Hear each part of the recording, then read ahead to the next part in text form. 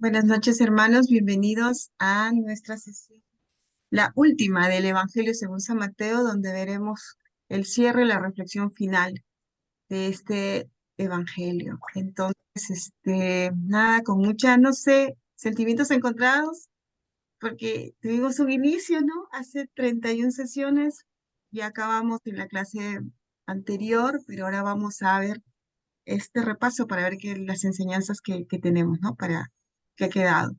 Pero bueno, creo, Manuel Pablo, podemos empezar con la oración, ¿te parece? Sí, no, alguien ¿La puede, puedo, lo puedo hacer de acá? Otra puede hacer oración que una tengo. oración, claro, así es, Sí, por ¿ya? favor. Entonces vamos a empezar. Yo leo la oración y todos me siguen ahí en sus casitas, ¿sí? En el nombre del Padre, del Hijo, del Espíritu Santo. Amén. Espíritu Santo, ilumina nuestro entendimiento para que al leer o estudiar la Sagrada Escritura sintamos la presencia de Dios Padre que se manifiesta a través de tu palabra. Abre nuestro corazón para darnos cuenta del querer de Dios y la manera de hacerlo realidad en nuestras acciones de cada día. Instrúyenos en tus sendas para que, teniendo en cuenta tu palabra, seamos signos de tu presencia en el mundo. Amén. En el nombre del Amén. Padre, del Hijo, del Espíritu Santo. Amén. Amén. Adelante, Manuel Pablo, empezamos. Gracias, Katy, hermanos, buenas noches. Mire, como Katy nos hace recordar, son 31 semanas que hemos dedicado a estudiar con paciencia, con profundidad, el Evangelio según Mateo. Y si nos hemos demorado 31 semanas y no 32, es porque ya no ha habido más participaciones suyas, porque como han podido ver, avanzamos al ritmo que ustedes quieren avanzar. Yo no impongo ningún ritmo como creo que tiene que ser. Y como hemos comentado antes, la ventaja que tenemos es que no es un curso que tiene una duración determinada, ¿no? De repente les pasa un encarte, dicen seminario de tal cosa, en 3 fechas, en 4 fechas. No, nosotros tenemos el tema y dura lo que tenga que durar. Y le dedicamos el tiempo que tengamos que dedicarle hasta que sintamos que hemos saciado el tema, ¿no? Ese tema de saciar, sacio, es un tema que personalmente me gusta muchísimo, ¿no? Se dice en el Antiguo Testamento del padre Abraham, no sé si ustedes se han percatado, cuando muere Abraham, cuando está sacio de años. O sea, Abraham vivió la vida que tuvo que vivir, larga y fecunda, y murió cuando estuvo sacio de años, o sea, absolutamente satisfecho. Y yo lo comparo con ir a un buffet.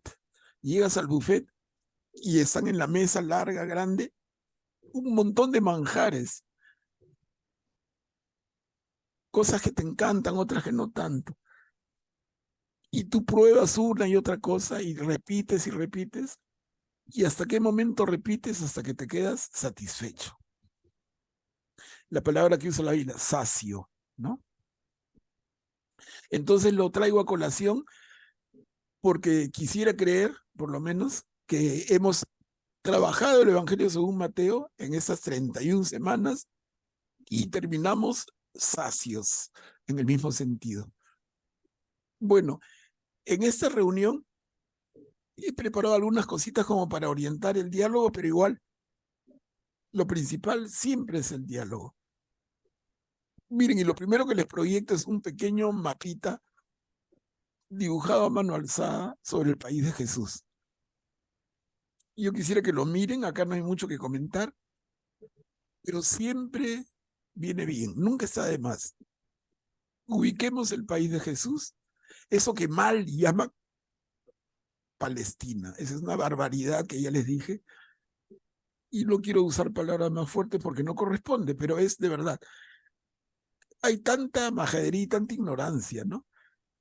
Llamarle Palestina al país de Jesús cuando Palestina no existía, cuando Palestina es una creación de los romanos 100 años después de la pasión de Jesús.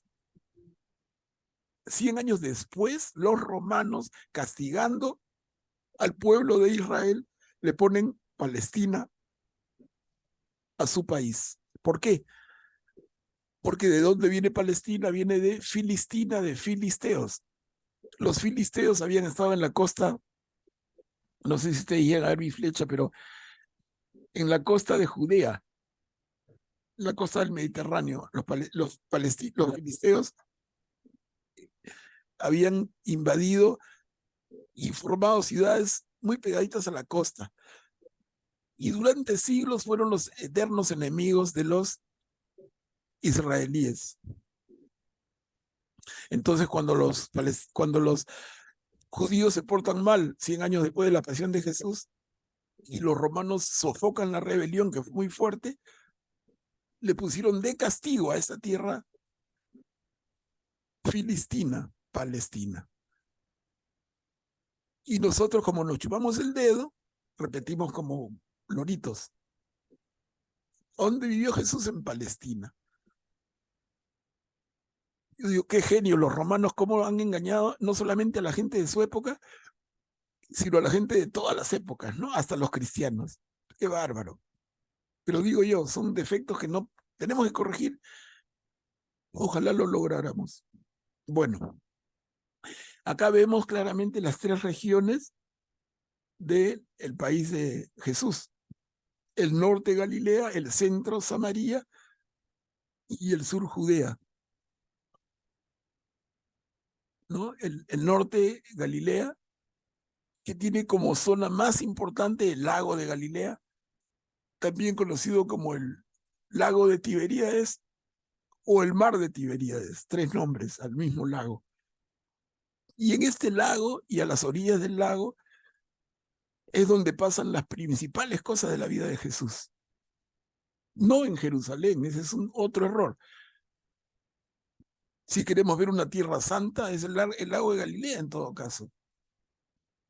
Y no quiero faltar el respeto a nadie ni a nada, ¿no? Pero miren, Jesús vivió, escogió a sus apóstoles, predicó y dejó toda la gran parte de enseñanzas en los pueblos del lago de Galilea. Sobre todo si se fijan en la punta norte, están dibujaditas como unas casitas que simbolizan Cafarnaúm. En Cafarnaúm, que es un pueblo del lago, vivía Pedro y vivían los demás apóstoles. Por las orillas de Cafarnaúm es que Jesús los recluta, los llama y los invita a seguirlo. En fin, está Nazaret. Y vemos cómo corre de norte a sur el río Jordán, que termina en el Mar Muerto. Y a la izquierda del Mar Muerto tenemos a Jerusalén, tenemos a Belén, podemos ver a Emaús. Entre Jerusalén y Galilea, esa zona intermedia, Samaria. Que mucha gente todavía también en el error, no tanto error, Samaria, Samaria, Samaria. Yo digo, ¿de dónde le han sacado el acento, no? Samaria. Si no, yo le voy a llamar a la Virgen María. Le gusta más, ¿no? Entonces, la madre de Jesús es la Virgen María. Ok, de acuerdo, todo, ¿no? No es así, pues, ¿no? Entonces, Galilea es Galilea, Samaria. La forma de acentuar es muy clara. Judea no es Galilea y Judea para que sea Samaria. Pero en fin, no nos quedemos en eso que son detalles, pero digo yo, a las alturas de lo que estamos ya deberían ser temas muy familiares para todos. Y tenemos las costas de la tierra de Israel sobre nuestra mano izquierda del mapa, el mar Mediterráneo, que creo que no tengo que decirlo más. Es el gran medio de comunicación del mundo antiguo. El mundo antiguo, hermanos, se desarrolla alrededor del mar Mediterráneo. Acá solamente tenemos un pedacito, pero ustedes han visto otros mapas y fácilmente pueden conseguirlos y ver todas las culturas y todas las civilizaciones que se desarrollan alrededor del mar Mediterráneo. Y luego tenemos para el este del río Jordán, para la derecha, y no se ve en este mapita, pero la gran Mesopotamia, donde nació la civilización. Es un tema lindísimo que los que tengan curiosidad histórica les recomiendo. Si buscan el nacimiento de la civilización, ¿cuál fue la primera civilización de la historia de la humanidad? Fue Sumeria, en Mesopotamia, ¿no? Y ahí está entonces, luego el imperio asirio, el imperio babilonio, que tanta influencia ejercieron sobre la tierra de Israel, el país de Jesús. Luego Persia, Egipto, en fin. Pero quería mostrarles un ratito ese mapa para que lo miren mientras yo les converso. Es muy lindo tenerlo claro. Luego, así a nivel de rápido repaso, esta pregunta que les comparto: ¿qué significa evangelio? Estamos hoy día cerrando el evangelio según Mateo.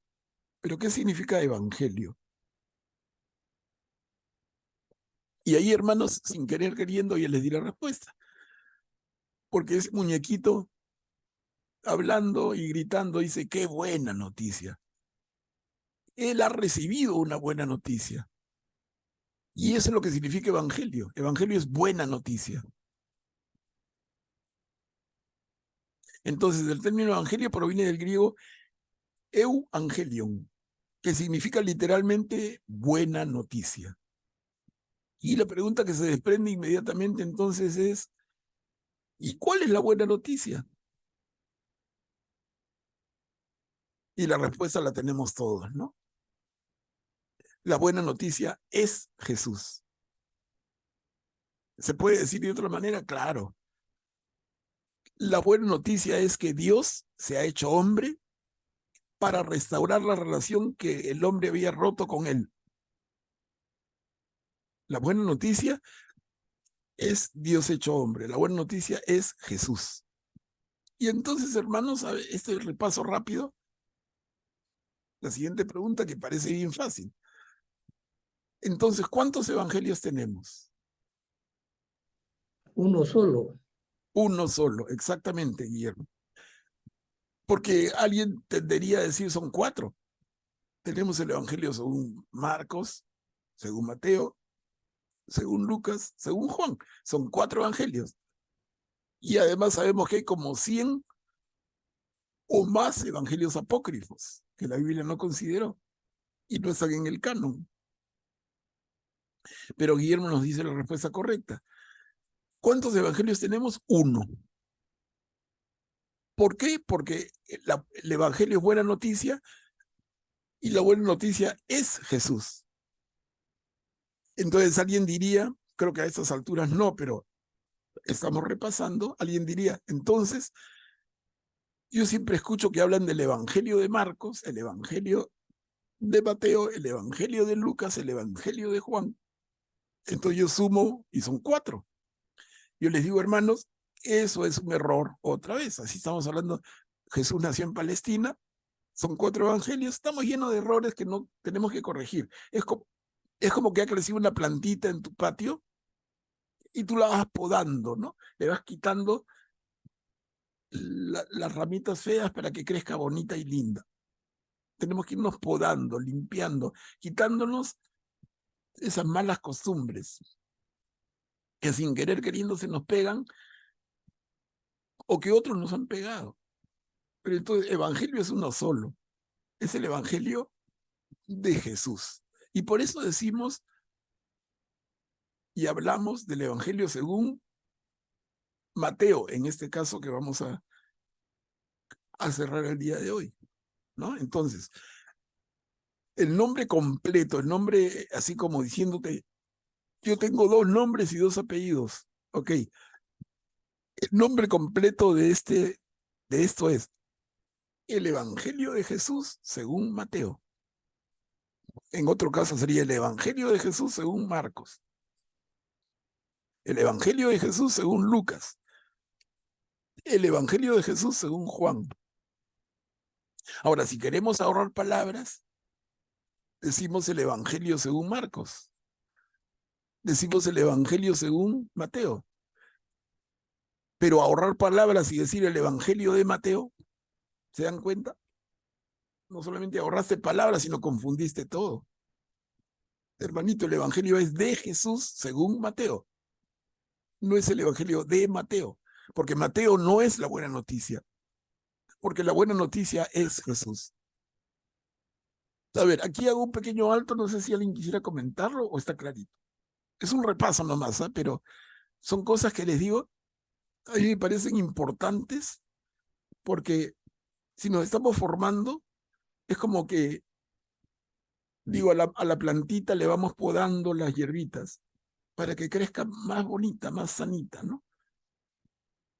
O sea, ¿aquí habría algún comentario? ¿Estamos de acuerdo? No, yo entendí que sí. Ahora he entendido que hay un solo evangelio. Perdone, profesor, creía que había más. Y ahora lo entendí.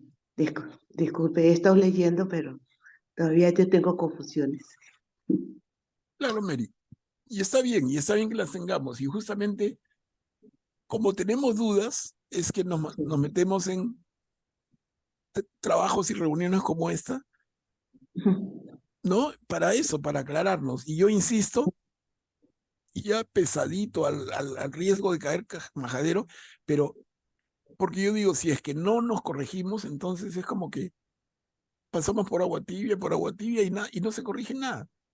Exacto. Y no debe ser, ¿no? Ya, entonces, Sí. Manuel, a ver, avancemos entonces. Manuel Pablo, Sí, Guillermo.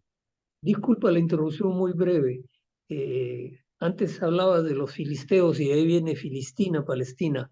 O sea que la rivalidad y el enfrentamiento y el odio entre palestinos y judíos es de larga data. Por supuesto, sí. Mira, tan larga data, Guillermo, tienes toda la razón. Si tú revisas tu Antiguo Testamento, te vas a encontrar con, a ver, si me acuerdo bien, el episodio en la época de los jueces, que es antes de los reyes. Hay uno de los jueces más conocidos, que todo el mundo conoce además, hasta por historietas, que es Sansón. ¿No? Sansón, que de Sonsón, porque Sonsón se dejó cortar el pelo por la mujer y perdió la fuerza, ¿no? Entonces, esa historia la conocemos. Pero ¿contra quién se peleaba Sansón? Contra los filisteos, miren, en la época de los jueces. Estamos hablando más o menos del año 1200 antes de Cristo. Y luego tenemos un episodio también reflejado en la Biblia, en el Antiguo Testamento, que es el joven David, que luego se convertiría en el gran rey David. En ese momento el joven David que se pelea con Goliat. Y Goliat es un guerrero filisteo. Miren, solo por citar dos, pero hay muchos más episodios, pero esos que le menciono son los más notorios, ¿no? Sansón y el rey David contra Goliat. No el rey todavía. David y Goliat, que es el joven David. Pero dos episodios más notorios de muchos, de guerras constantes entre israelitas y filisteos en la tierra de Canaán, en la tierra de Israel. Entonces sí, la rivalidad viene de siglos. Ahora, no es el único rival que han tenido.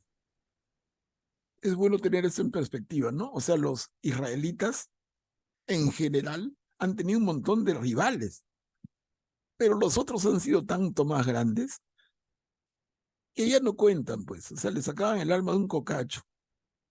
Si tú hablas de los asirios, de los babilonios, de los persas, de los griegos, de los romanos, esos no son rivales, pues son imperios que te sonaban en 2 minutos. Pero los filisteos sí eran pueblo rival, que se trenzaban y se trenzaban como un barrio contra otro, ¿no? Las broncas de barrio, así. Todo el tiempo estaban y durante siglos. Buen punto, Guillermo. Bueno, entonces, seguimos con la revisión y quisiera revisar con ustedes, mira, la estructura de MT. A ver, acá aprovecho el pánico. Se los había dicho, pero lo recuerdo. Cuando escribimos MT, no es porque estoy con flojera y no quiero escribir Mateo. Cuando escribimos MT, nos referimos al Evangelio según Mateo. O sea, MT resume 3 palabras, Evangelio según Mateo. ¿Y por qué hablar de la estructura? Porque es bien interesante si pensamos que el autor inspirado para preparar este libro de 28 capítulos que nos ha tomado 31 semanas y nos ha hecho sudar, ¿no? Él tiene un plan de obra. Es como que vas a construir una casa, ¿no? Primero haces en un papel un diseño a mano alzada, haces unos trazos, ¿no? Entonces, Mateo no es que se puso a escribir desde la primera línea de buenas a primeras, ¿no? Y así ningún autor. Él tiene un plan. Piensa, a ver, ¿qué quiero lograr? ¿Qué quiero transmitir? ¿Y de qué manera? ¿En qué orden? Y por eso cuando estudiamos la estructura de un libro, y sobre todo en la Biblia, y más todavía de un evangelio, es importantísima el hacer el alto y tratar de entender la estructura. En este caso, veamos. En el Evangelio según Mateo, MT decía, podemos ver hasta 3 estructuras diferentes, de acuerdo al autor y de acuerdo a nuestro gusto. Miren, una primera mirada, el conjunto del Evangelio según Mateo lo podemos ver a partir de 5 discursos que se alternan con relatos de los signos mesiánicos de Jesús. Y eso lo hemos visto juntos, uno por uno. Los capítulos 5 al 7, el discurso de la montaña, conocido como el Sermón de la Montaña. El capítulo 10, el discurso de la misión, dirigido a los 12 apóstoles. El capítulo 13, el discurso de las parábolas del reino. El capítulo 18, el llamado discurso eclesiástico. Y el capítulo 24-25, el discurso escatológico, ¿no? Entonces, en esta mirada, muchos estudiosos del Evangelio según Mateo dicen, Mateo lo que tiene en mente son 5 grandes discursos, que son estos, y que intercala con relatos. Y en esos relatos hay dichos, hay milagros. Ya, esta es una mirada, y la hemos visto, les digo, solamente estamos recordando. Hay otra mirada que dice, no, otros estudiosos dicen, y yo veo en el Evangelio según Mateo dos grandes partes. Y estas 2 grandes partes se dividen claramente en el capítulo 16, versículo 16. Cuando Pedro confiesa a la pregunta de Jesús, ¿y ustedes quién dicen que soy?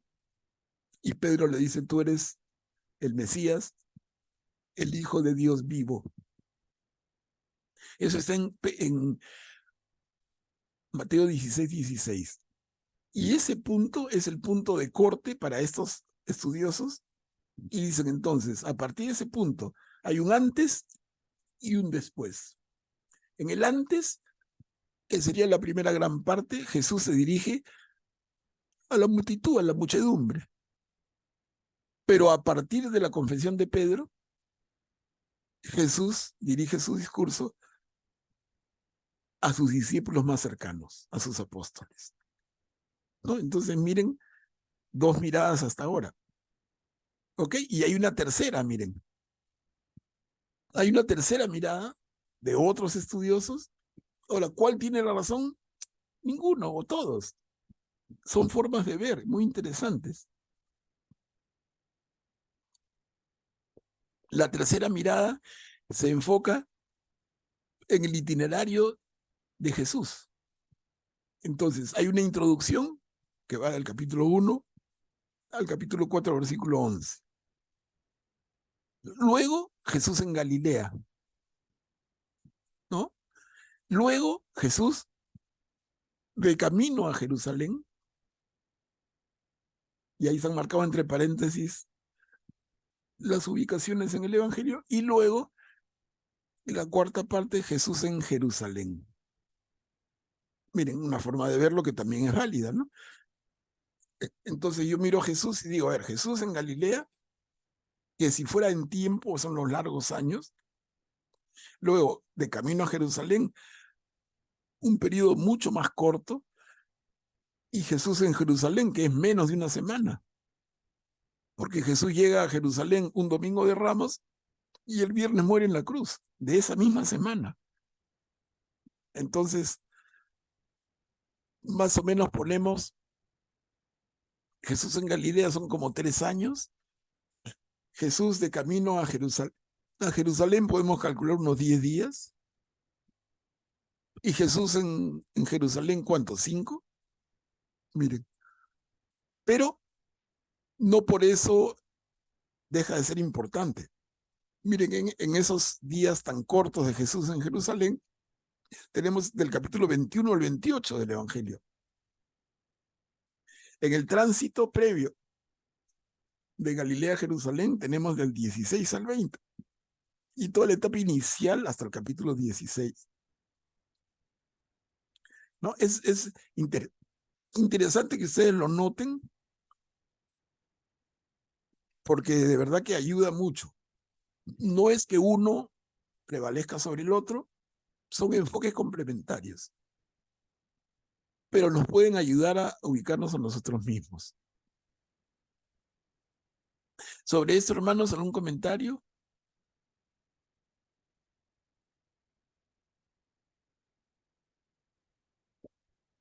Es bonito que lo tengan como guión y cuando y cuando repasen su evangelio y están leyendo una perícopa, y por ejemplo estoy leyendo Mateo 17:5, por decir.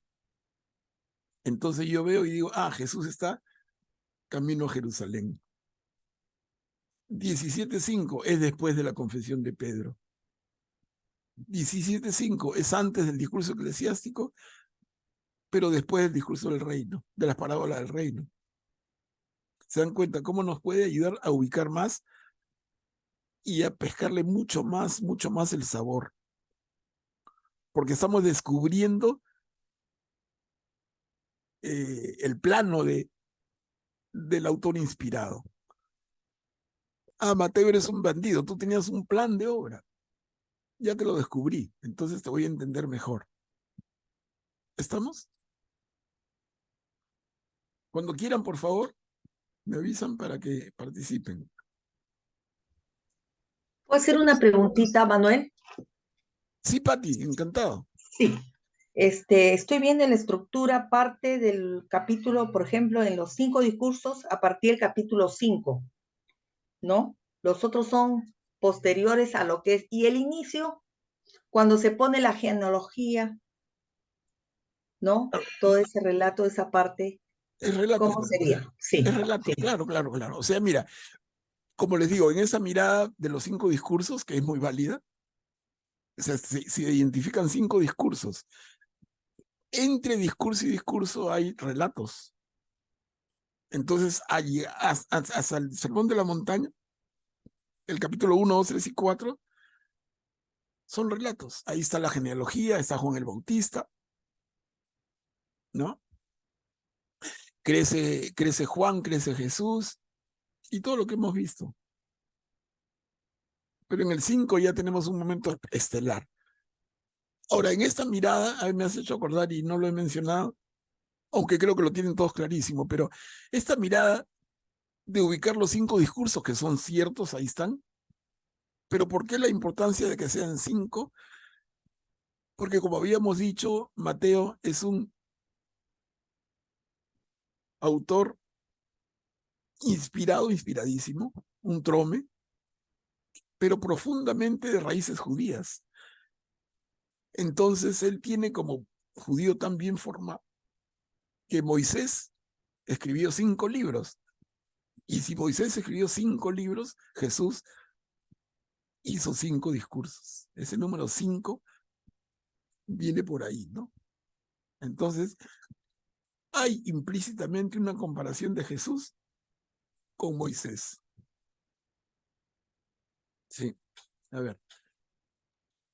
Es lo que hemos visto en esos resumen de video que les dije, ¿no? Lo dividía en 5, su estructura. Ah, los videos que pasaste ayer.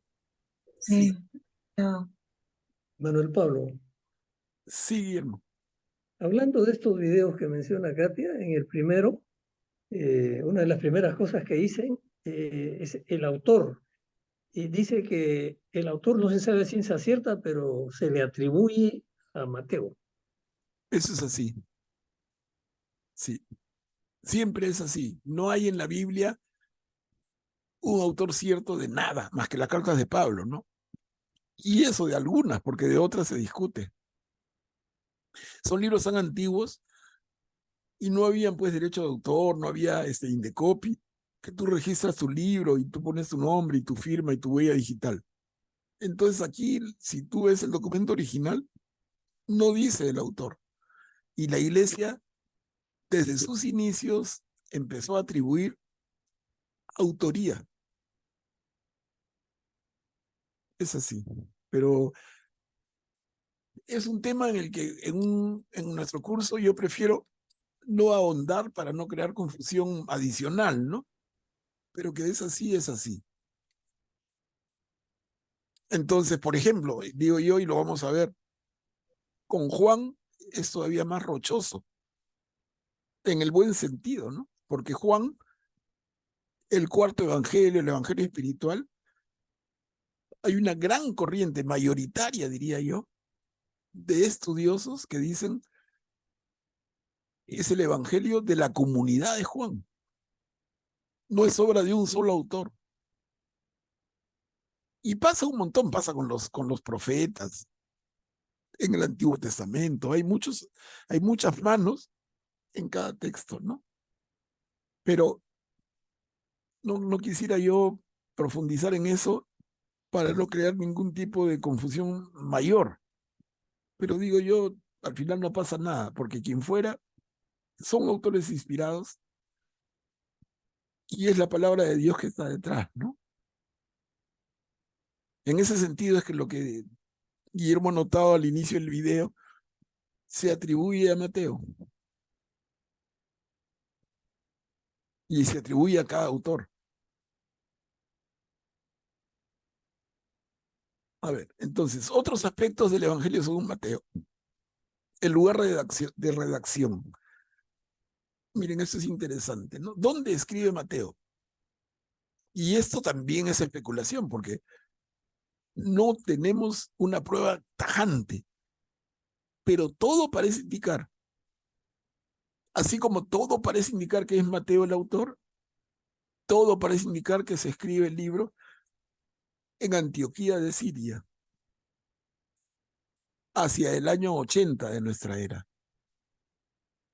Si Jesús muere en la cruz y resucita en el año 33, fácil sacar los años que han pasado entre la pasión de Jesús y la aparición de este evangelio, 47 años. 47. Es un montón de tiempo. ¿Y por qué en Antioquía de Siria? Se ubican en el mapa, ¿no? Si nosotros vemos, Israel está de sur a norte, de Jerusalén vamos por Samaria hacia Galilea. Antioquía de Siria ya no es tierra de Israel y está más al norte. Más al norte está la zona donde está Damasco. En Antioquía de Siria, como notamos, se refugiaron muchos judíos y cristianos de origen judío tras la destrucción de Jerusalén en el año 70. No hemos hablado mucho de eso, quizá en otro momento se tocará, porque no quiero cansarlo, pero en el año 70, o sea, casi 40 años después de la pasión de Jesús, Jerusalén es destruida por los romanos. ¿Por qué? ¿Se alocaron los romanos? No. Es que los judíos eran unos bravazos, quejones, rebeldes y no aguantaban pulgas. Producen una tremenda rebelión desde los años 60 y Roma tiene que enviar a varias legiones para controlar la rebelión. Y cuando terminan de controlarla, matan a un montón de judíos como castigo y destruyen la ciudad y destruyen el templo. Eso es en el año 70. Imagínense el efecto, ¿no? Muchos judíos y muchos cristianos de origen judío huyen de Jerusalén. Antioquía de Siria estaba al norte, relativamente cerca, en una ciudad muy importante, y ahí se refugian muchos. Entonces ahí hay un público cautivo al que Mateo se dirige. Manuel Pablo, Rubén está alzando la mano. Sí, adelante. Adelante, Rubén. ¿Qué tal? Buenas noches. Sí, solamente para comentar de la ciudad de Antioquía de Siria, para hacer también una correspondencia con Antioquía de Pisidia, Ah, no, es otra. que está en Turquía, en la zona de Asia Menor, pero es otra zona. La zona de Antioquía de Siria es donde Pablo, en los Hechos de los Apóstoles, salía de allí y salía con una bendición dentro de la iglesia y de ahí salía el apóstol Pablo para su viaje, ¿no? O sea, los 4 viajes que hizo los inició en esta ciudad tan importante, ¿no? Antioquía de Siria. Era para eso, era para ampliar un poquito el comentario. Bien, Rubén, bien, gracias y muy preciso. Miren, en las primeras etapas de la formación de las comunidades cristianas, son 4 los puntos neurálgicos. ¿Quién me ayuda? Son 4 puntos neurálgicos. 1, Jerusalén. 2, Antioquía de Siria. El 3 y el 4, ¿quién me dice?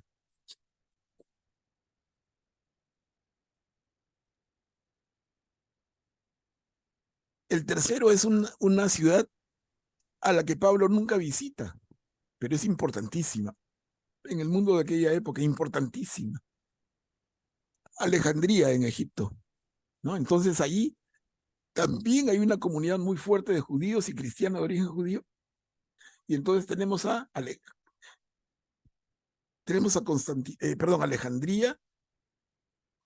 tenemos a Jerusalén, tenemos a Antioquía de Siria, y la cuarta, ¿Podría ser Éfeso?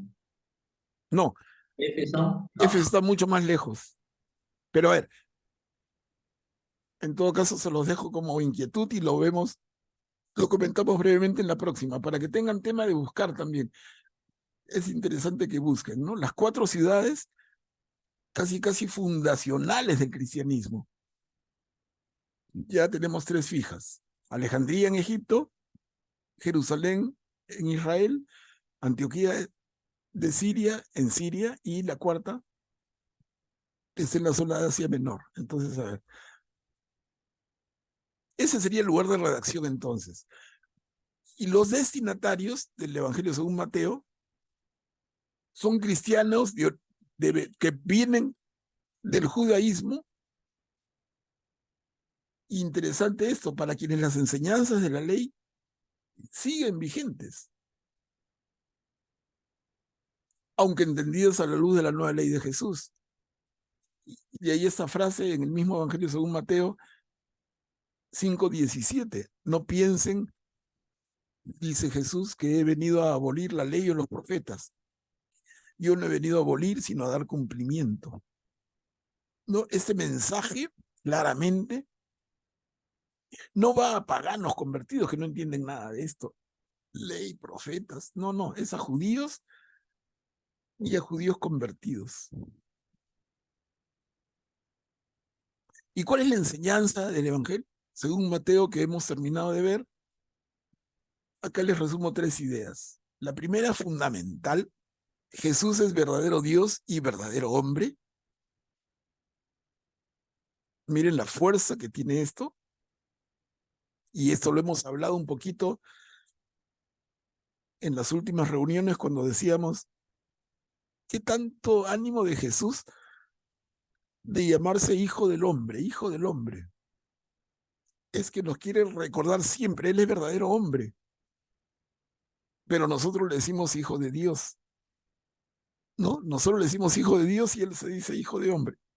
Y es las dos cosas, verdadero Dios y verdadero hombre. Y vemos cómo al final, lo vimos en la última reunión, cómo al final del Evangelio, las últimas palabras de Jesús, cuando dice yo estaré con ustedes, yo estaré siempre con ustedes hasta el final de los tiempos, y en esa frase, hermanos, se encierra el nombre de Dios.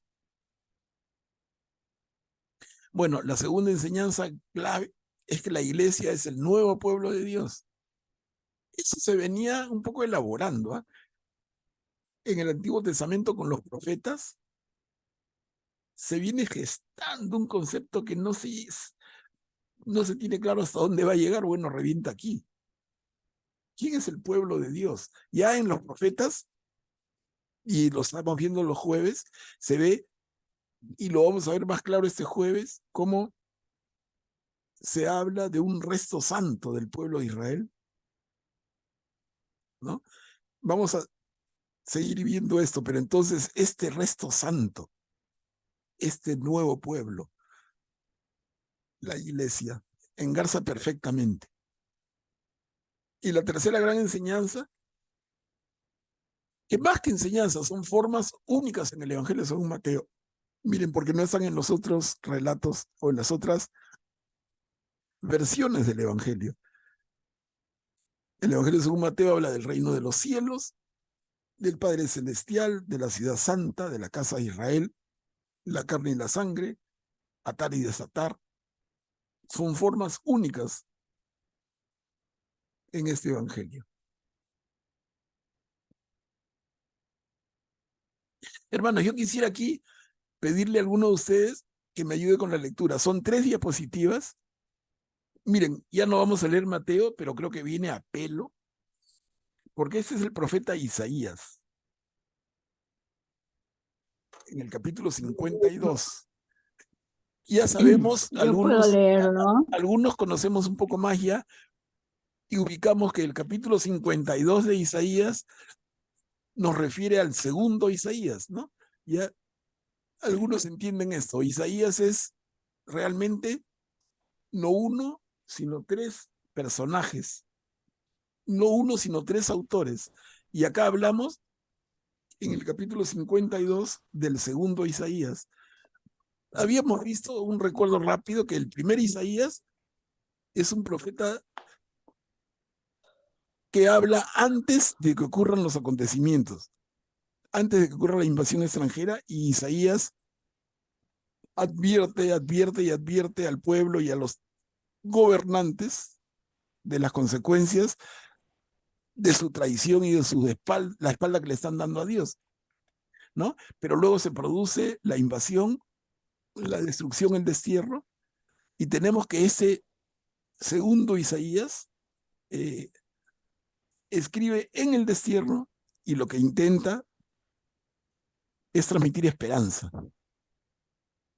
Y luego tenemos al tercer Isaías, que ya no es este, que es el profeta del retorno a la tierra de Israel, ¿no? Entonces, a ver, ese es el segundo Isaías. El tema es el cuarto canto del siervo, y para los que no conocen, es una maravilla, ¿no? Es un poco largo, no he querido quitar una sola palabra, entonces son 3 diapositivas en las cuales Isaías va a hablar algo y ustedes, a ver, díganme de qué está hablando.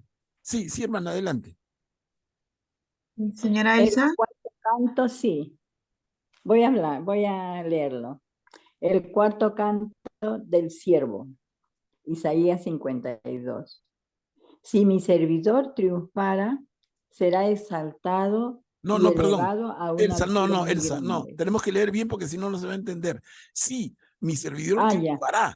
O sea, totalmente Ah, diferente. sí. Si mi servidor triunfara es un condicional. Acá está afirmando. Sí, Ah, sí, mi está así. servidor triunfará. Será exaltado. Sí, ¿Te das cuenta cómo es diferente el concepto? sí, sí, sí. Ten en cuenta Si las mi comas. servidor triunfará, será exaltado y elevado a una altura muy grande. Así como muchos quedaron horrorizados a causa de él, porque estaba tan desfigurado que su aspecto no era el de un hombre y su apariencia no era más la de un ser humano. Así también él asombrará a muchas naciones y ante él los reyes cerrarán la boca, porque verán lo que nunca se les había contado y comprenderán algo que nunca habían oído.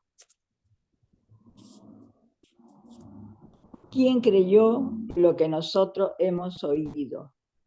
¿Y a quién se le reveló el brazo del Señor?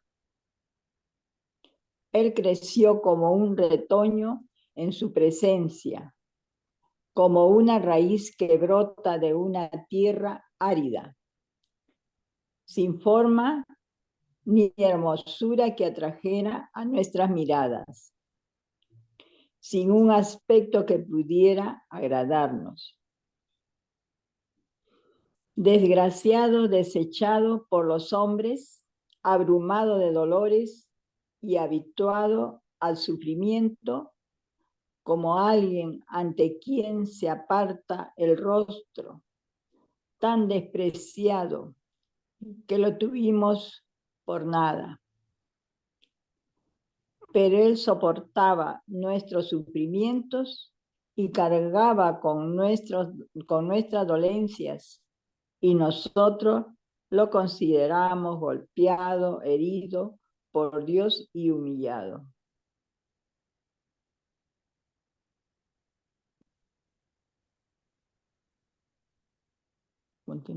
Continúa, ¿no?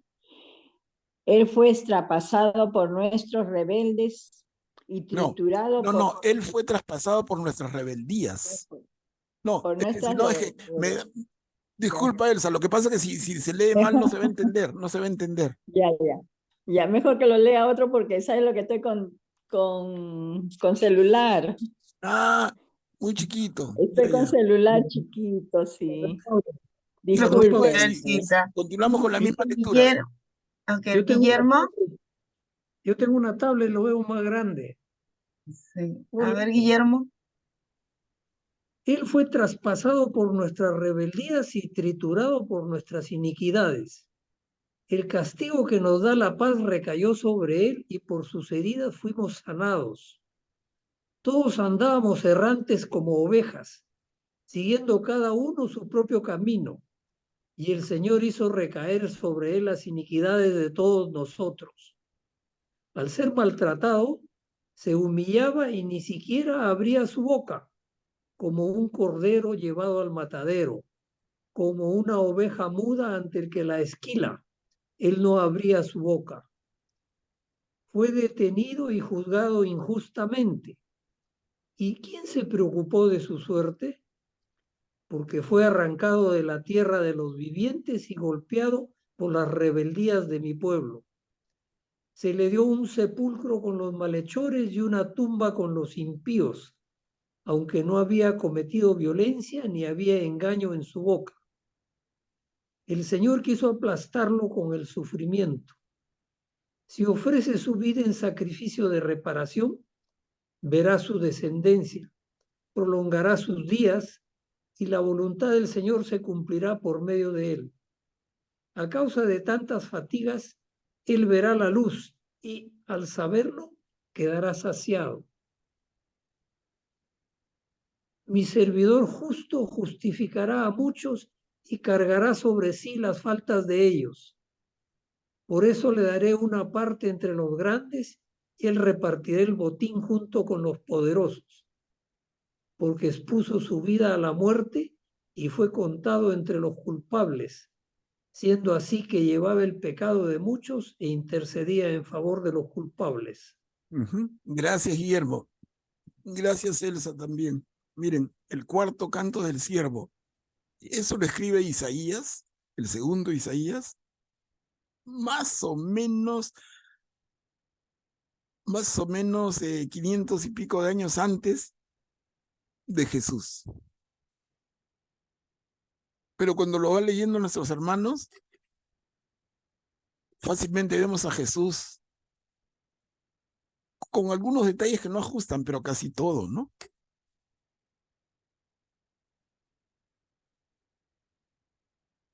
Y aquí, bueno, es un tema de otra discusión.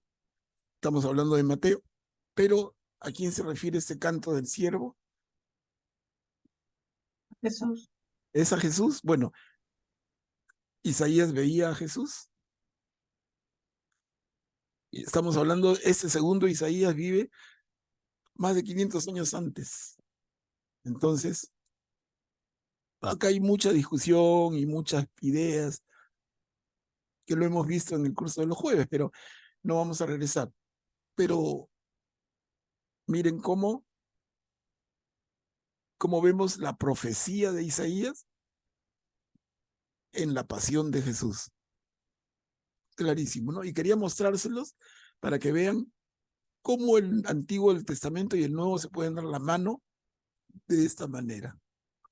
Bueno, hermanos, si llegamos en ese repaso del Evangelio según Mateo al Sermón de la Montaña, que son los capítulos 5, 6 y 7, que son centrales y bellísimos, ¿no? ¿Qué cosa vimos ahí?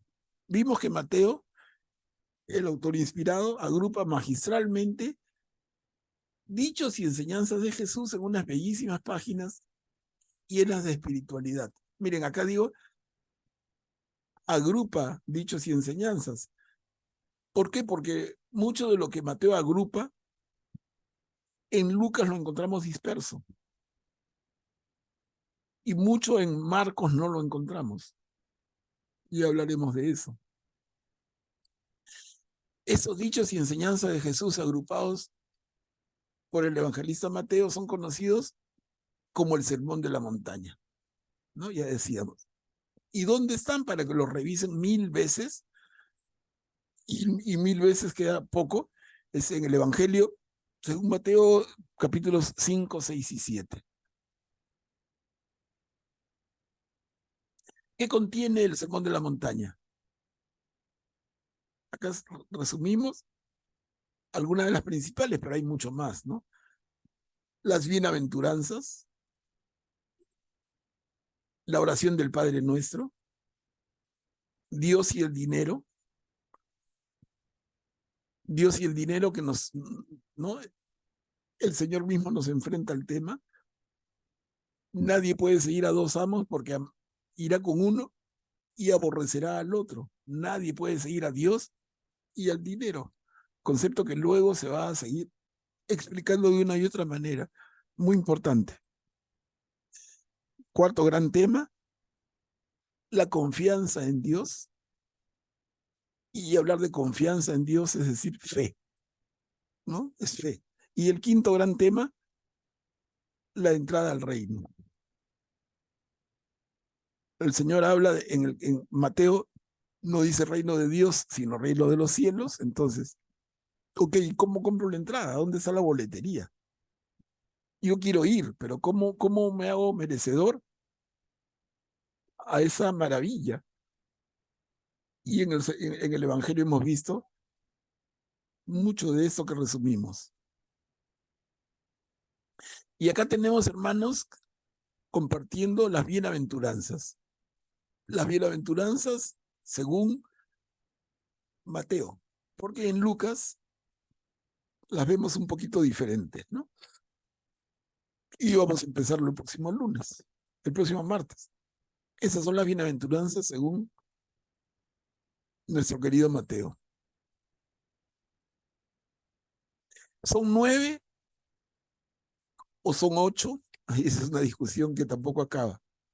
porque para muchos la novena ya no es, que se ha dicho en la octava, ¿no? Pero en fin, los documentos hablan de 9 bienaventuranzas, pero algunos dicen las 8 bienaventuranzas, ahí tranquilamente nos ubicamos.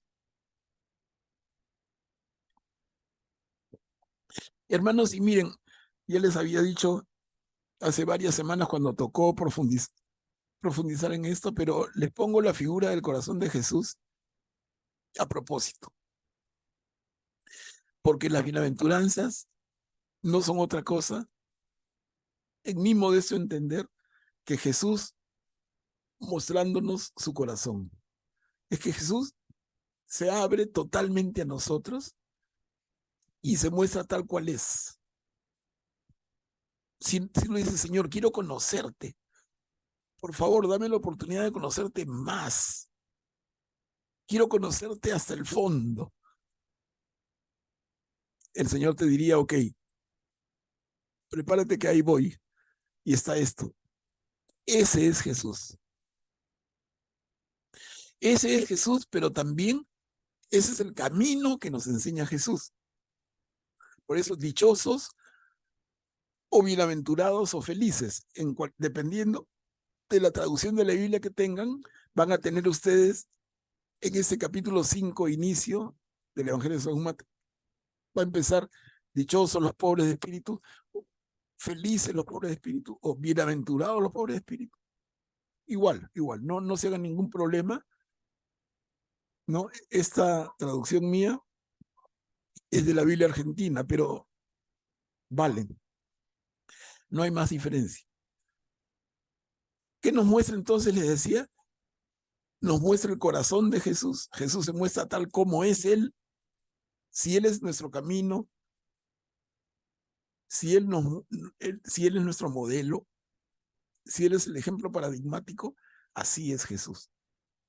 Pobre de espíritu, humilde, que llora, que tiene hambre y sed de justicia, misericordioso, limpio de corazón, trabaja por la paz y perseguido por causa de la justicia.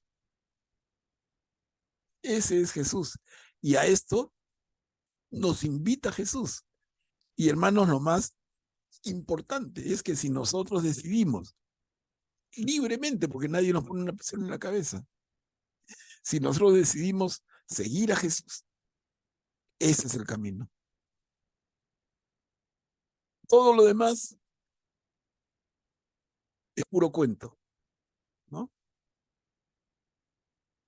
Este es el camino de Jesús. Este es el camino que Él nos enseña con su vida, con su ejemplo, pero también con sus palabras en el Sermón de la Montaña. Y creo que cada una de las bienaventuranzas se entiende por sí misma. La que siempre ha causado más dificultad es la primera. Dichosos los pobres de espíritu. Incluso ahora, creo que la semana pasada que se está leyendo dentro de semana, el Evangelio según Lucas, ¿no? Y Lucas tiene como primera bienaventuranza, bienaventurados los pobres, punto. Es que Lucas tiene otro objetivo. Pero para Mateo es clarísimo, los pobres de espíritu, que podemos leerlo también, dichosos los que tienen el espíritu de pobre.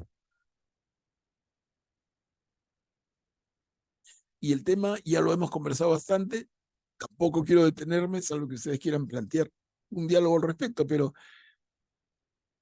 estas bienaventuranzas tienen que entenderse una a una, bien, bien, bien. Y luego entender que si yo me comprometo libremente a seguir a Jesús, tengo que ser así, porque Él es Jesús, porque Él es así, porque está como la figura que hemos puesto ahí, repito, mostrándonos su corazón. Hermanos, ¿algún comentario? Adelante. Jorge estaba levantando la mano. Jorge, Sí, buenas noches con todos. Justamente era con respecto a la primera aventuranza, maestro, si podría por favor explicarme porque de las 2 a las 9 está entendible, pero la primera sí no la entiendo muy bien. Ya, Pobres de a ver si espíritu. Ya, perfecto. A ver si alguien nos ayuda, porque como lo hemos visto, y es un poco participar todos, a ver si alguien nos ayuda con ampliar un poquito el concepto de pobres de espíritu. Bienaventurados los que tienen el espíritu de pobre. ¿Puedo decir algo, Manuel? Claro, porfa, sí, sí. O sea, yo entiendo dichosos los pobres de espíritu, aquellos que su único tesoro que tienen es Jesús. Ya, Eso quiere decir. ya para ti.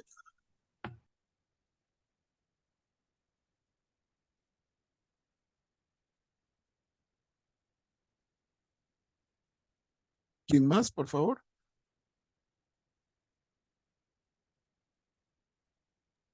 Augusto, activa tu micro, por favor. Sí, buenas noches. Me parece que también, como menciona San Juan de la Cruz, que el pobre de espíritu es aquel que se vacía totalmente de todo lo exterior y tiene como su único consuelo a Dios, como su única aspiración Dios, como su única voluntad Dios. Entonces, es pobre porque no tiene nada más dentro de sí más que la voluntad de Dios.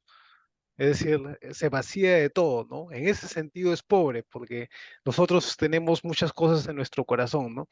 Queremos riquezas o queremos comodidades o queremos, no sé, tenemos otros sueños, aspiraciones, pero aquellos que están más cerca y unidos con Dios ya comienzan a vaciarse de todo eso y se van despojando de todo eso, quedan pobres espiritualmente para un sentido mundano, pero ya su riqueza ya viene a ser Dios, ¿no?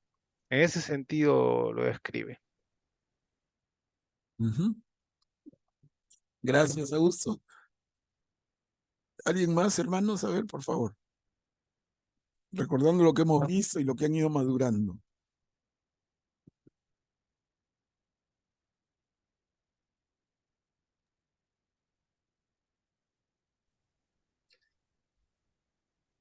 Manuel, María sería el ejemplo de digamos, de una persona que sea pobre de espíritu, en ese sentido, ¿no? Era la madre y aceptó, digamos, ser la madre de Jesús, ¿no? Y entonces para ella, como decía Augusto, se desprendió de todo y su único tesoro, o sea, todo lo esperaba en Dios, todo lo decía sí, ¿no? O sea, es el ejemplo de María también. Ujú. Bien, Pati, gracias. Manuel, pobre de espíritu también vendría a ser aquella persona que acepta vivir, o sea, con esas condiciones de sobriedad y austeridad, y se conforma con eso porque agradece lo que él es una persona humilde, no busca más. Y por eso, ¿por qué? Porque tiene esa gratitud para el Señor, ¿no? Y lo Claro, que recuerdo un poco en la clase que nos diste de las claro, bienaventuranzas. claro. Claro, mira, y sirve para que cada uno, incluso, agradezco a las personas que han participado, pero, y los que no, pregunto siempre, ¿no? El que no, que se ha olvidado, entonces tiene los videos, felizmente no se han borrado, están en YouTube y vuelvan a ver la sesión, pues. Miren, o sea, buen momento, de la manera más fraternal y respetuosa y cariñosa, pero de que nos demos cuenta, ¿estamos aprendiendo o no? Hemos llevado un curso, como decía Katia al inicio, según Mateo, 31 semanas. Terminaron las 31 semanas y no me acuerdo. Ay, ay, ay. O el profe es malazo o el alumno está medio distraído, ¿no? Entonces, ¿qué hacemos si en el colegio nos pasa eso? Te mandan al vacacional, ¿no? Entonces, tenemos los videos, están identificados cada video, si ustedes revisan, en el YouTube está cada video Mateo de tal a tal. Entonces, ustedes buscan Mateo 5 y pueden volver a ver esa parte por lo menos y ver todo lo que conversamos al respecto, que fue bastante. Bueno, y terminando este repaso, quisiera hacer un cierre y luego darles la palabra así para participar todos. Algunas ideas centrales, ¿no? El Evangelio según Mateo es conocido como el Evangelio del catequista, pues presenta a Jesús teniendo en cuenta una comunidad cristiana que necesita ser instruida en la nueva ley. Miren, ¿y por qué decimos nueva ley entre comillas? Porque ya existe una antigua ley. Y la antigua ley es la que mal resumimos en los 10 mandamientos. Pero es toda todos los preceptos judíos, toda la manera de vivir judía, todo eso resume la antigua ley, la que recibió Moisés de parte del Señor en el monte Sinaí. Que digo, no son solo 10 mandamientos, es mucho más. Pero nosotros con Jesús necesitamos ser instruidos en la nueva ley. Y esa nueva ley contiene ordenadamente las normas que debe vivir el cristiano, que incluyen el modo de rezar, el modo de enseñar y el modo de ejercer el ministerio de la iglesia. Decimos también que Mateo es el evangelio del cumplimiento. Y miren esa palabra, cumplimiento. Se aclara luego, dice, porque se esmera en demostrar cómo la persona y la obra de Jesús cumplen todo lo prometido por Dios en el Antiguo Testamento. ¿No? Enfatiza tanto, especialmente Mateo, cosa que no hace los otros 3 evangelistas. Enfatiza en Jesús como el Mesías prometido. Miren, hay 150 alusiones al Mesías, haciéndolo al Antiguo Testamento, y de las cuales 50 son citas explícitas. Y Mateo toma 2 veces la frase del profeta Oseas: misericordia quiero y no sacrificios. Tremenda frase, ¿no? Misericordia quiero y no sacrificios. Eso del profeta Oseas ya vimos con el grupo de los jueves, está en Oseas 9:13 y en Oseas 12:7, pero esta frase que tiene tanto poder y tanta fuerza, Mateo la toma y la repite 2 veces. La profundidad de esto es enorme, ¿no? Llama la atención en Mateo, mucho más en un profeta tan antiguo como Oseas. Misericordia quiero y no sacrificios. Aplicando esto a la vida del cristiano, creo que queda clarísimo a estas alturas. Juntémoslo con el Sermón de la Montaña. Juntémoslo con las bienaventuranzas. ¿Qué significa ser cristiano?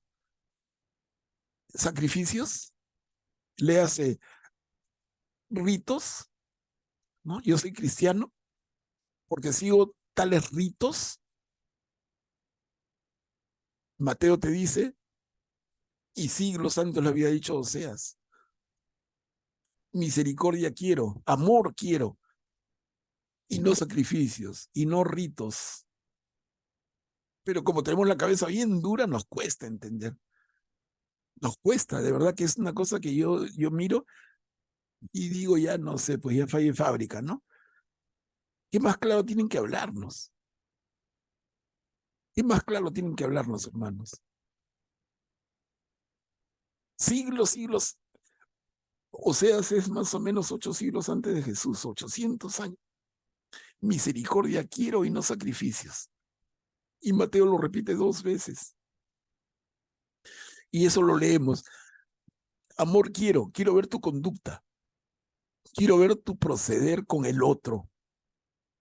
Y esto lo vamos a ver mucho más claro en Lucas todavía. En Lucas es mucho más.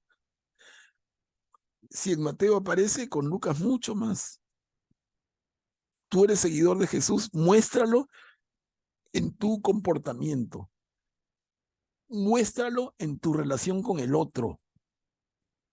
No en que te arrodillas una hora más que el otro y sobre chapitas y te rezas 5 rosarios y te haces 80 procesiones. Que eso no está mal para nada, por favor. Perfecto, si tú rezas tu rosario y haces tus estaciones y cantas en el coro y todas las cosas que quieras de actividades parroquiales, perfecto. ¿Quién te va a decir que no? Perfecto. Pero mucho más que eso y antes que eso, misericordia. Y la misericordia es el amor. Y el amor reflejado en tu conducta con los demás. Lo vamos a ver con Lucas, te digo con mucho más énfasis, y luego Juan ya nos va a meter la última cachetada si es que la necesitábamos, ¿no? Juan cuando dice, ¿cómo puedes decirme que amas a Dios a quien no ves si no amas a tu hermano a quien ves? Ya es la última, ya si con esa no nos entra, ya pues estamos negados. Estamos negados, hay que ir a hacernos un cerebro nuevo, ¿no? ¿Por qué? Porque estaríamos cayendo en eso que también desde el Antiguo Testamento se dice, y en el Nuevo Testamento, en el Evangelio se recoge, cuando se habla de corazones de piedra, ¿no? Algún profeta por ahí veíamos cuando dice, les pondré corazones de carne en vez de esos corazones de piedra. Son frases geniales, pero que no solamente deben quedarse en el dulce de la boca, ¿no? La profundidad que tienen y la cachetada que nos cae. Así, hermanos, tenemos que, con humildad, con todo el cariño y con el amor a Jesús, tenemos que tratar de entenderlo. Sí, Katia, creo que han levantado la mano. Sí, Manuel, Jorge está levantando la mano. Adelante, Jorge. Gracias. Maestro, un favor. ¿Por qué a Oseas se le conoce como el profeta del amor? ¿Justamente por lo que aparece ahí o tiene otra explicación? No, hay otra, pues. Hay otra, pero ese es para que vean los audios, los videos de los jueves. Pero rapidito les digo, es que no, de verdad, nos distrae, pero ya que lo preguntas, lo tocamos.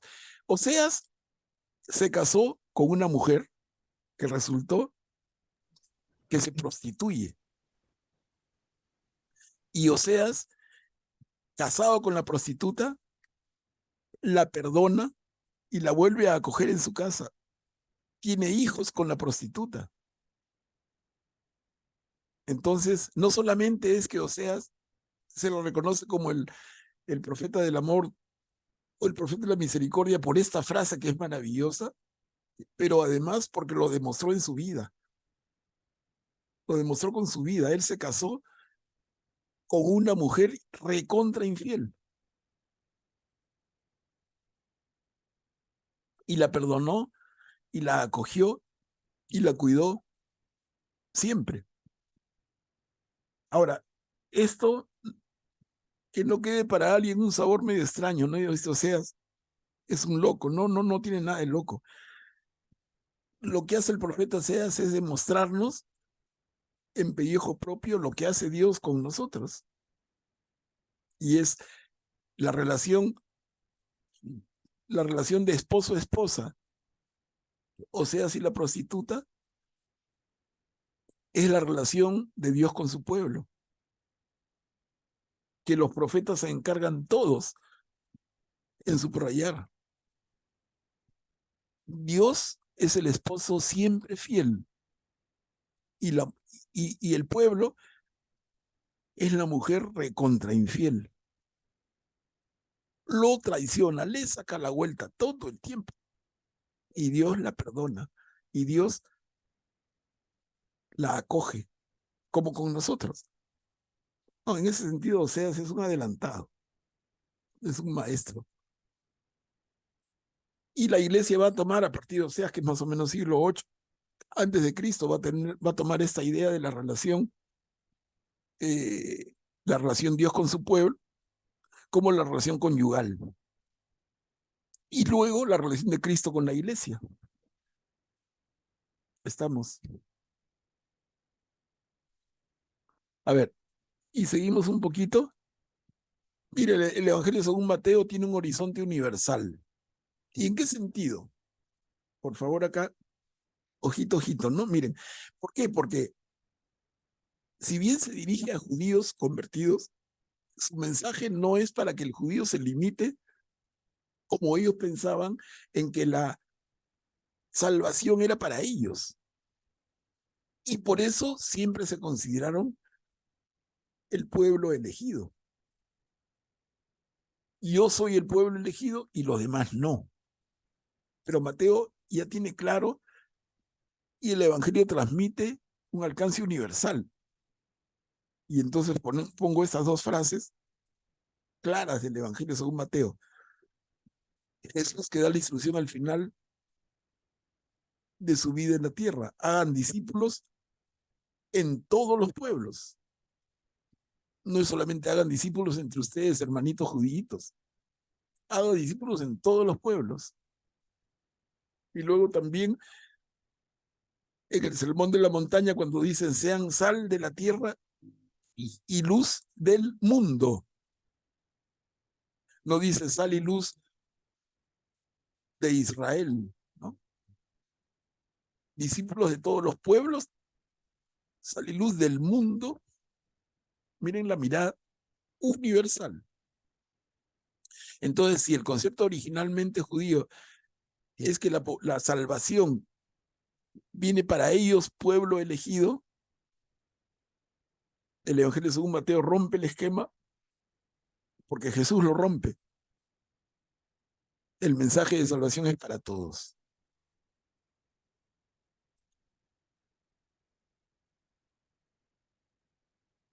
Y hasta ahí, hermanos, lo que había preparado como un repaso y un cierre del Evangelio según Mateo. Como ven, hemos ido viéndolo de a partecitas. Repito que como Katia nos hizo ver al principio, hemos estado reuniéndonos 31 semanas con este fin. Perícopa por perícopa. Pero luego entonces, un temor justificado es que a muchos de nosotros se nos queden las partes y hay que hacer un esfuerzo como el de hoy de integrar todas las partes, ¿no? Conectarlas a la corriente y que sean un circuito, ¿no? Que sean un circuito. Eso es lo que tenemos que conseguir con el Evangelio según Mateo. Está bien entender las partes, pero luego tomar el concepto de unidad de todo el Evangelio. No sé, hermanos, si quieren participar, tenemos unos minutitos, algunos comentarios, algunas reflexiones, algunos aportes.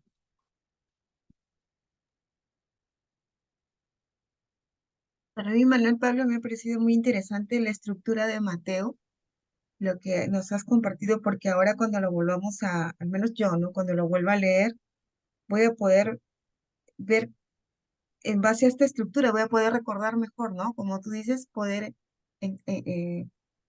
ahí encajarlo, ¿no? Y sí, las bienaventuranzas para mí, yo me acuerdo de la clase que dijiste, pues viene a ser nuestros mandamientos, digamos, del cristiano, ¿no? Y ahí está pues el corazón de Jesús, ¿no? Mostrarnos y tenemos que ser, pues, ser lo que Él nos pide, ¿no? Ser uno más, un Cristo más, ¿no?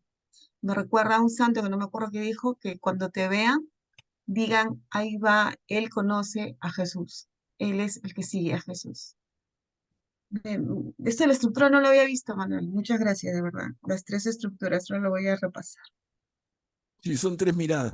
Esto que dices de un santo que no recuerda su nombre, mira, eso está en el Evangelio según Juan. No sé qué santo lo puede, pero lo ha tomado de Juan casi literal.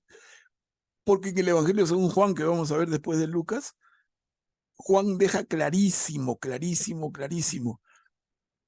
Mira, está en el capítulo 13 del Evangelio, según Juan, la frase maravillosa de Jesús que todos recordamos, que dice: un mandamiento nuevo les dejo, que se amen los unos a los otros como yo los he amado.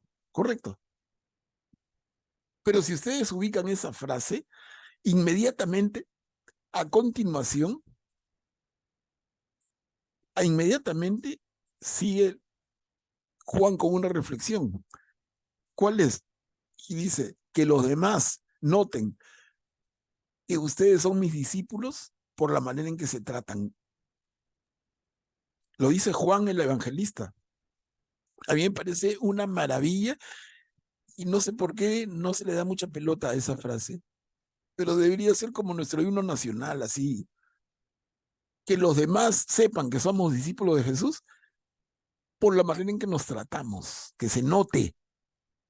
No porque me ven persignarme, no porque me ven con una cruz en el pecho, no porque me ven repartiendo estampitas. Y repito, como siempre, no es porque esté mal eso, para nada está mal, pero que se note que soy seguidor de Jesús por la manera en que trato a los demás. Y lo dice el santo que tú mencionas, pero también el Evangelio de San Juan, clarísimo, clarísimo. Maravilloso es. Lo voy a buscar y lo voy a dejar en el chat. Ahí dice el santo que dices. No, pero, ¿Cuchi? pero si vas a dejar al santo, ponga Juan, pues. No, Sí, pues el santo está repitiendo Juan, ponga la original. Claro. Ok. Capítulo 13, Sí, capítulo 13, no me acuerdo el versículo, ya tanta memoria lo voy no a tengo. buscar. Lo voy a Pero está buscar. inmediatamente después de que se amen los El unos a los mandamiento otros como yo nuevo. los he amado, inmediatamente, ¿no? Cuando dice Jesús, dice Juan, que los demás noten que ustedes son mis discípulos por la manera en que se tratan. Ya el santo se quedó sin piso, pues, pobre santo. Cuchi, adelante. Antes que nada, dar las gracias al profesor Manuel Pablo. Yo empecé recién a entrar a las clases iniciando justamente con Mateo.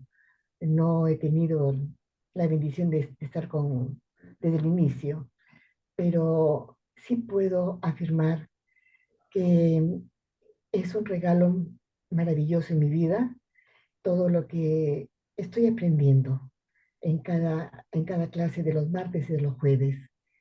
Y eso yo lo noto por la experiencia que tengo. Hay un cambio, hay una sensibilidad hacia las cosas de Dios. No se puede permanecer indiferente a lo que Él va diciendo, a lo que Él va, bueno, a cada uno marcando en la vida.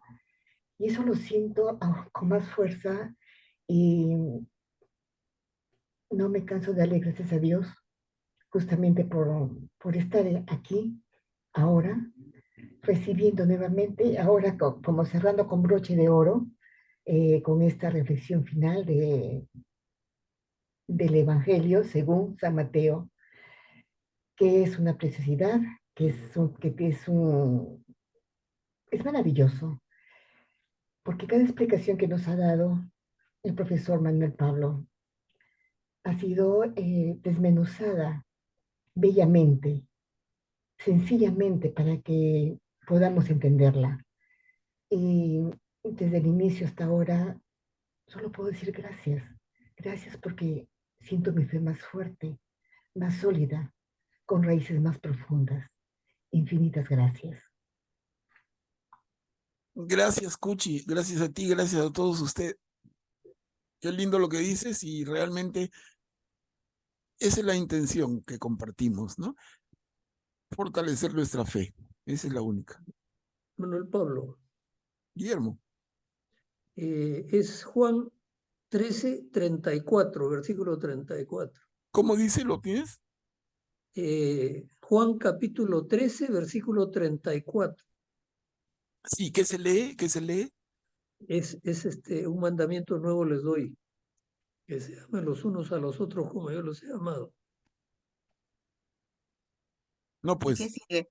¿Qué No, sigue, pero lo que papi? le pido es lo que sigue, no eso.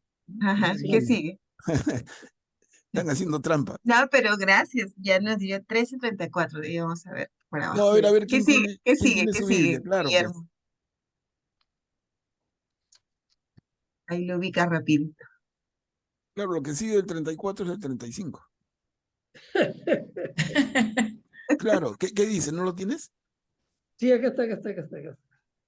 No me obliguen a sacar mi Biblia. Simón Pedro le preguntó, Señor, ¿a dónde vas? Jesús le respondió, ¿a dónde ando? No, ¿A no, no, dónde? no. No, Eso es lo que sigue del... no. Estamos hablando del versículo 34. Estoy leyendo el No, ¿qué dice el ¿Lo puedo 35? leer? Eso conocerán todos que son mis discípulos, en el amor que se tengan unos a otros. Eso. Eso es en el versículo 13. Capítulo 13, No, versículo 35. capítulo 13. 34. Del 34. 34 y acaba el 34. 35. 34 nada más.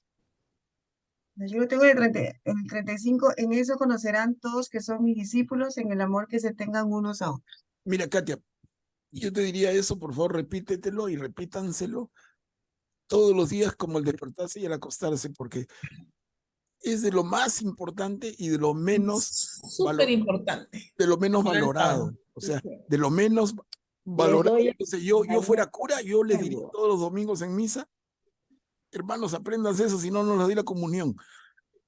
Por mi Es madre, tan que es importantísimo. importante, Manuel Pablo, lo que dices, porque a diario yo he estado con unas experiencias tremendas que en verdad que la gente no tiene misericordia.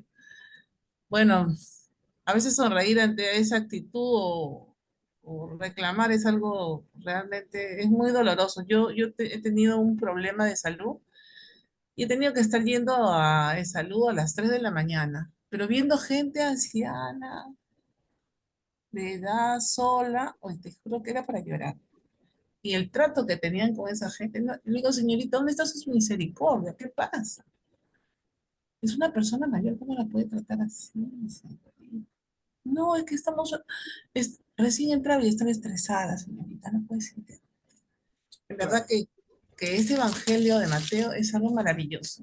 Claro, Rita, está muy bien lo que dices y Sí. nos solidarizamos, Sí. pero cuidado, cuidado. Ahí hay un peligro y es que pongamos la enseñanza para que otros sean así. No, es a nosotros. No, claro, somos La, nosotros. la caridad empieza por casa, hermanitos. Sí, tienes Entonces razón. es fácil decir, ah, ya ves, entonces tal actúa mal. No, yo como actúo, así es la cosa de personal. Claro, eso sí tienes razón, porque tienes que, a veces, desgraciadamente, hay bastante dentro de nuestra misma comunidad católica, dentro de nuestra iglesia, ¿no? Se ve tanto, pero también tenemos que aplicarlo, que cada uno tiene que aplicar esto, que es tan En sí maravilloso. mismo, no. Así Yo mismo, sí, en tu insisto, familia. Rita, insisto, no, Sí. yo. No yo, Claro, no yo con la enfermera de salud, no yo con el señor que maneja con el taxi, todos, yo conmigo. O sea, conmigo mismo, claro, tienes razón. yo tengo que ser ejemplo y yo tengo que mostrar con mi vida que soy seguidor de Jesús. ¿Y por qué alguien notó que soy seguidor de Jesús? Porque me ven salir de misa, No, me ven que reparto estampitas de un santo, porque me ven que tengo un rosario en el bolsillo. ¿Por qué saben que soy seguidor de Jesús? No, por la manera en que yo actúo. Eso es, hermanos. Eso es el ser auténticamente cristiano. Lo demás, disculpen, pero es puro cuento, puro cuento. Manuel Pablo, Sí, Guillermo. eso que tú dices es hacernos prójimo de los demás. La parábola del buen samaritano. Claro, que vamos a ver en Lucas. Así es, Sí, hermano. Lucas 10, sí. Lo que dice Pablo, ¿no? Ya no soy yo quien vive, sino es Cristo quien vive en mí. Claro, claro. Muy bien, hermano. Katia, ya estamos sobre la hora. Y de mi parte, solamente agradecerle a todo el grupo que ha sido tan perseverante en el Evangelio según Mateo y invitarlos que a partir del próximo martes empezaremos con la misma dedicación al Evangelio según Lucas. ¿No? Te dejo la palabra, Katia. Sí, ya les estoy dejando en el chat el flyer del siguiente curso de Lucas para que lo compartan con sus amistades invítelos. Es un evangelio muy hermoso, conocido como el Evangelio de la Misericordia, para poder también compartir con muchas personas, ¿no? Y también ya tenemos fecha para poder vernos en vivo, una clasecita con Manuel Pablo, que ya también se los voy a dejar en el chat, pero ya les lanzo, la fecha es el 7 de octubre, sábado 7 de octubre, de 10 de la mañana a 12, aquí en la Parroquia Inmaculado Corazón. Más información les voy a estar dejando, pero por lo pronto ya encontré, Manuel Pablo, lo voy a dejar hoy día, la cita bíblica que te dice, los voy a dejar en el chat. Bien, ya el flyer para que puedan invitar y nos vemos el próximo martes. Entonces, ahora sí, como siempre, vamos a darle gracias al Señor por esta sesión, este evangelio, todo lo que hemos aprendido en él, que es maravilloso, ¿no? Esto justamente que estás compartido al final, Manuel. Ámense unos a otros como yo los he amado, ¿no? Es como una vez dijiste en clase, Manuel, la valla quedó más alta de lo que decían antes, ¿no? Ama a tu prójimo como a ti mismo, y no es como a ti mismo. Es como Jesús dice, como yo los he amado, ¿no? La valla es más alta. Entonces quisiera saber si alguien desea hacer la oración de la noche de agradecimiento. Katy, ¿puedo hacer yo la oración? Ay, gracias, Silvita. Adelante, por favor. En el nombre del Padre, del En el Hijo. nombre del Padre, del Hijo y del Espíritu Santo. Amén. Padre amado, queremos darte gracias esta noche por habernos reunido nuevamente para aprender más de tu palabra, por manifestarte a nosotros a través de ella. Darte gracias, Espíritu Santo, por iluminar nuestro entendimiento y por haber hecho que nos reunamos aquí, que me hayas permitido llegar a tiempo, para poder aprender y, como dice Manuel Pablo, nuestro gran profesor, saborear de tu palabra a través de las enseñanzas de Mateo. Te damos gracias porque cada clase que recibimos de este hijo tuyo tan prodigioso es la verdad que una enseñanza tan grande personalmente, y discúlpenme que les diga personalmente, me deja tanta alegría de pasar esta hora con todos ustedes y poder aprender de esta palabra. Gracias, Padre amado, por tu amor, por tu bondad, por tu misericordia. Gracias porque nos diste a tu Hijo Jesús, que nuestro Salvador, que nos dejó tantas enseñanzas como esa frase que dice, ámense unos a otros como yo los he amado.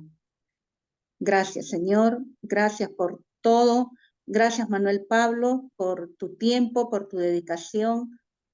Muchísimas gracias y te decimos, Padre nuestro que estás en el cielo, santificado sea tu nombre, venga a nosotros tu reino. Hágase tu voluntad en la tierra como en el cielo. Danos hoy nuestro pan de cada día, perdona nuestras ofensas, como también nosotros perdonamos a los que nos ofenden. No nos dejes caer en la tentación y líbranos de todo mal.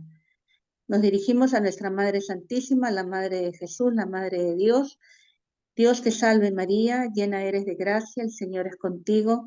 Bendita eres entre todas las mujeres y bendito es el fruto de tu vientre, Jesús. Santa María, Madre de Dios, ruega por nosotros pecadores, ahora y en la hora de nuestra muerte. Amén. En el nombre del Padre, del Hijo y del Espíritu Santo. Amén.